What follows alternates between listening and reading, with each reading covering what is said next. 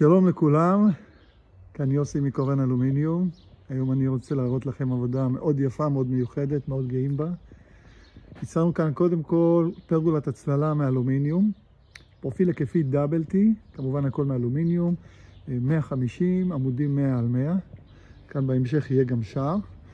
הפרגולה הזו, כמו שאתם רואים, אין בה קו אחד ישר. כל מתווה הבית הוא שיפועים ואלכסונים, ועשינו כאן התאמה לכל אורך הקיר. מדובר פה על כ10 מטרים, על 7 מטרים.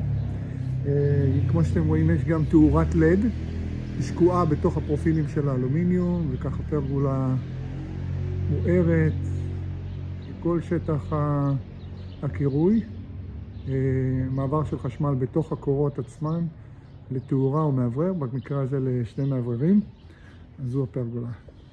פרגולת קליק בחלק הפנימי, רווחים של 1 סנטימטר, צבע שחור 9005. בחלק הזה של הבריכה הקמנו תשתית מתכת אחורית, לא רואים אותה, היא נסתרת, עבור הקיר הצללה, כך על פי דרישת המעצבת.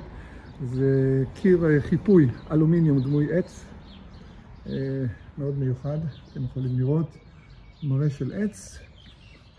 אין רווחים בין הסרגלים, פשוט לתת איזשהו מראה עיצובי מאוד מיוחד. לחלק הזה הפרדה בין השכנים וגם הצללה לכיוון דרום. בהמשך התקנו כאן גדר אלומיניום, גם גדר בצבע שחור.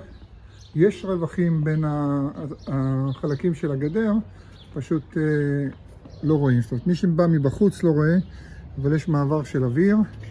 הגדר היא די ארוכה, מקיפה את כל הגינה בעצם, את כל החלק הזה, הכל מסביב. גובה כ60 סנטימטרים.